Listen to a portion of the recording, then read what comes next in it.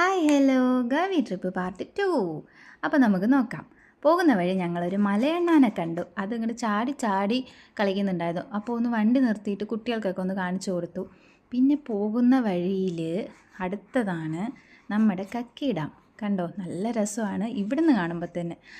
ഇതാണ് വഴി. ഇനി ഇവിടെ ഇറങ്ങിയിട്ടൊന്ന് കാണണം, അപ്പോഴാണ് ഇതിൻ്റെ ഭംഗി ശരിക്കും മനസ്സിലാവുക. അപ്പോൾ നമുക്ക് നോക്കാം, ഇവിടെ നിന്ന് ഇറങ്ങിയിട്ട് നോക്കാം എങ്ങനെയുണ്ടെന്ന്. നല്ല രസമുണ്ട് കാണാൻ. കുറേ നേരം ഇവിടെ ഇങ്ങനെ നിൽക്കാൻ തോന്നും. കണ്ടോ, നല്ല വ്യൂ അല്ലേ, നല്ല രസമുണ്ട് കാണാൻ. ഇനി ഇവിടെ നിന്ന് താഴോട്ട് നോക്കുമ്പോഴുള്ള വ്യൂ ആണ് ഇത്. കണ്ടോ, നല്ല രസമാണ് കാണാൻ. ഇവിടെ നിൽക്കുമ്പോൾ തന്നെ നല്ല കാറ്റാണ്, ചെറിയ തണുപ്പുമുണ്ട്. കുറേ നേരം ഇവിടെ ഇങ്ങനെ നിൽക്കാൻ തോന്നും, അത്രയ്ക്ക് രസമാണ്. നല്ല വ്യൂ പോയിൻ്റ് അല്ലേ. അങ്ങനെ ഞങ്ങൾ അതും കഴിഞ്ഞ് അടുത്ത സ്പോട്ടിലേക്ക് പോവുകയാണേ.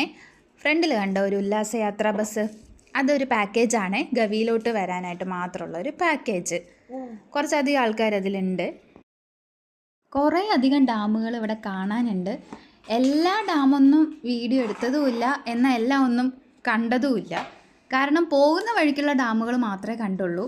അല്ലാത്ത ഡാമുകളെല്ലാം കുറച്ച് ഉള്ളിലോട്ട് പോകണം. അതുകൊണ്ട് ഞങ്ങൾ എല്ലാം ഒന്നും കണ്ടില്ല. ഇതാണ് ഗവി ഡാം. നല്ല രസമാണ് ഇതും കാണാനായിട്ട്.